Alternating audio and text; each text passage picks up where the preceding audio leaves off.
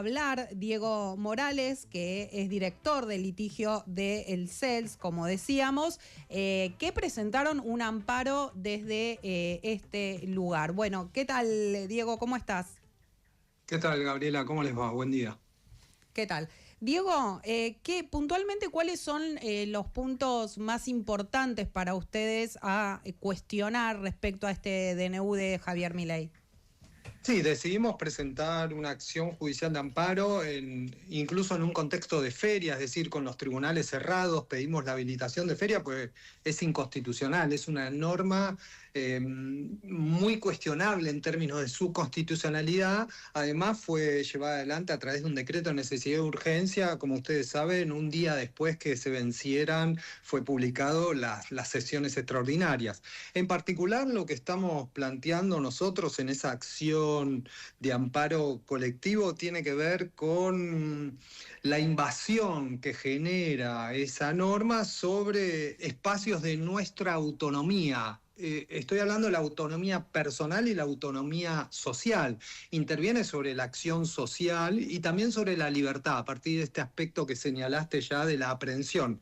Y básicamente lo que mencionamos son cuestiones vinculadas a los siguientes puntos que le pedimos al juez que a través de una medida cautelar, es decir, hasta que termine el proceso, al menos estos aspectos, como dijiste antes, sean suspendidos, ¿no? Particularmente esta capacidad que tiene la agencia de inteligencia de llevar adelante investigaciones.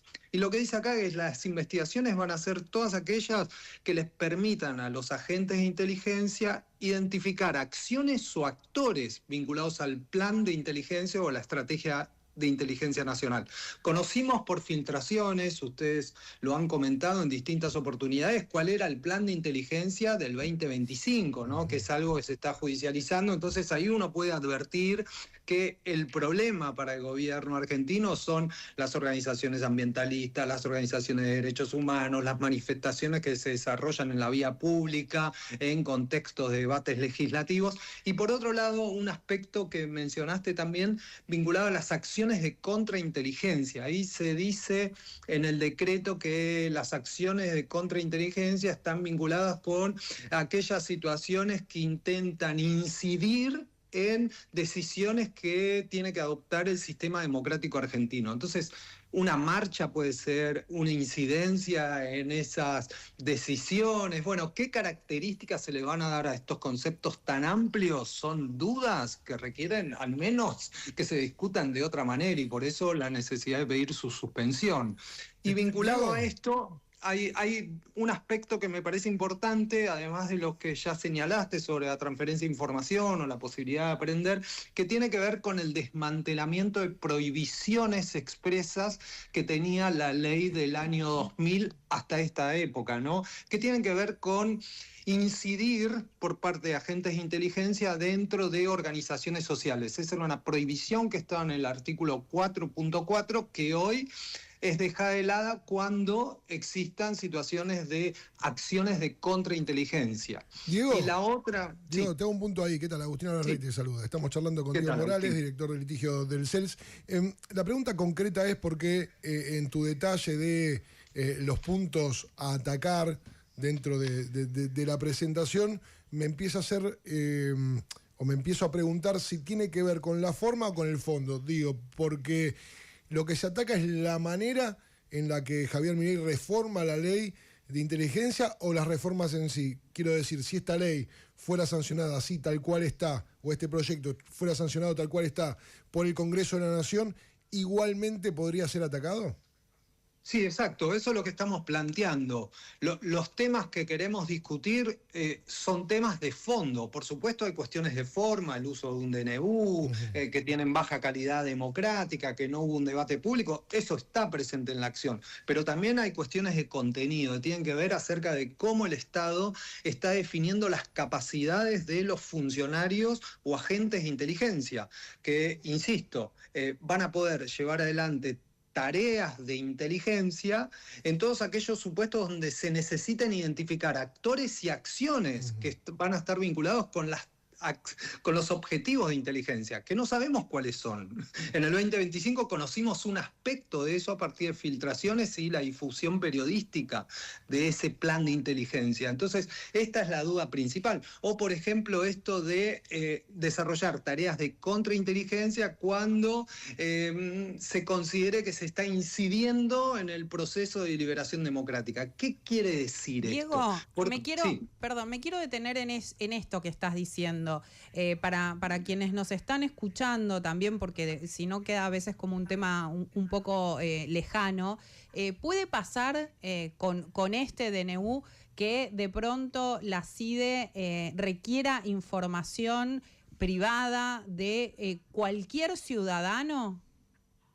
Sí, básicamente lo que dice el decreto de necesidad de urgencia, y ese es otro de los puntos que destacamos, es que hay muchas demoras, dice la CIDE, cuando le pido información a otras áreas del Estado. Por lo tanto, ahora voy a coordinar yo el acceso a esas bases de datos. Y en particular menciona las de RENAPER, o sea, donde el Estado registra toda nuestra identidad filiatoria, ¿no? Todo el proceso de identificación de todas las personas que están en Argentina, la información que tiene la Dirección Nacional de Migraciones, que a veces puede ser que registre personas extranjeras con antecedentes penales, pero sobre todo registra a las personas extranjeras que vienen a Argentina, es decir, dónde viven, de dónde vienen, todos sus antecedentes que tienen que ver con su forma de vida y su lugar de vida o su decisión de elegir a Argentina. Pero también abre la posibilidad de que el Poder Ejecutivo y en particular la CIDE lleve adelante convenios con otras áreas,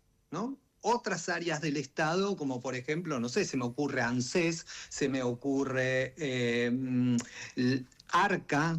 Está mencionado ARCA, pero el aspecto de aduana, pero esto puede ser muy delicado. Y también dice que se pueden llevar adelante convenios para acceder a información que tengan las provincias. Entonces, bueno, ahí ya la capacidad de la CIDE para saber toda la información que tiene el Estado con relación a otros fines, ¿no? A los fines de identificación, a los fines de la protección social, una cantidad enorme de información que registra el Estado para garantizar derechos, para acceder a políticas públicas, para llevar adelante determinados controles, para llevar adelante los procesos electorales. Bueno, ahora, con este DNU, pareciera como establecerse que la CIDE va a gestionar todos esos bancos de datos. Sería algo va a tener así la como un posibilidad de Estado acceder. espía. Bueno, la Corte Suprema en el año 2019, y eso no sé si lo recuerdan, cuando fue la discusión sobre escuchas ilegales, dijo, el Estado argentino o el modelo constitucional argentino no es el de un Estado gendarme, omnipresente, es al contrario, es un Estado que reconoce derechos vinculados a la autonomía, ¿no? A la autonomía, a la privacidad y a la acción social. Entonces, ahí hay una cuestión sumamente delicada en este DNU y es lo que estamos planteando y por eso consideramos son cuestiones de fondo, ¿no? ¿Hubo algún antecedente similar a lo que estamos viendo ahora con este DNU de Milei? No. En Argentina no recordamos estas situaciones. Lo que sí hubo, lamentablemente, son tareas de inteligencia sobre movilizaciones sociales, sobre organizaciones sociales. No sé si se acuerdan aquella infiltración que hubo en una radio comunitaria, la radio Rodolfo Walsh, sí, o las tareas de inteligencia sobre los familiares de Ara San Juan, ¿no? Que eso está en discusión actualmente, ¿no? Entonces, lo que sí tenemos, lamentablemente, son experiencias de tareas de inteligencia realizadas sobre, bueno, movimientos sociales, actores sociales, y eso es un dato de preocupación, ¿no? Diego, ahora en términos procesales, ¿qué es lo que se tiene que esperar? ¿Cuándo tendría que haber una respuesta? ¿Hay plazos? ¿Hay tiempos? Sí, hay tiempos. El primer desafío es si la justicia considera que este debate se tiene que adelantar durante el mes de enero. Esa sería una primera discusión, donde si la justicia considera que esta idea de receso del sistema judicial debe habilitarse para situaciones excepcionales como estas. Nosotros consideramos que sí, pero eso dependerá un poco de las decisiones que tome la justicia, sobre todo contencioso administrativa, a partir de estos casos que se presentaron. Y después sí aparece la necesidad de resolver un pedido cautelar, que es lo que estamos charlando, ¿no? La necesidad de suspender algunos artículos de este decreto, al menos hasta que haya una decisión de fondo, se pueda considerar los antecedentes que tuvo en cuenta la CIDE. Esa es otra particularidad, ¿no? No hay mucha información en las consideraciones.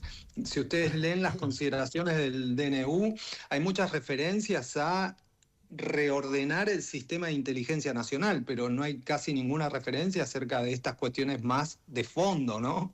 Y eso me parece que puede ser relevante, la intervención del Poder Judicial. Y después sí vendrá el proceso judicial, que eso sí puede llevar un tiempo para obtener una sentencia de fondo, ¿no? Una sentencia definitiva que ordene la cuestión. Estos son los pasos que siguen en materia judicial. También hemos decidido comunicar esto a la Comisión Interamericana de Derechos Humanos y a relatorías de organizaciones de Naciones Unidas, ¿no? Relatores especializados en temas de derechos humanos que vienen siguiendo este tema a partir de el tema del derecho a la asociación, el derecho a la reunión, la acción social, bueno, cómo empieza a estar intervenida con estas decisiones. Esto es algo que estamos comunicando también en ámbitos internacionales.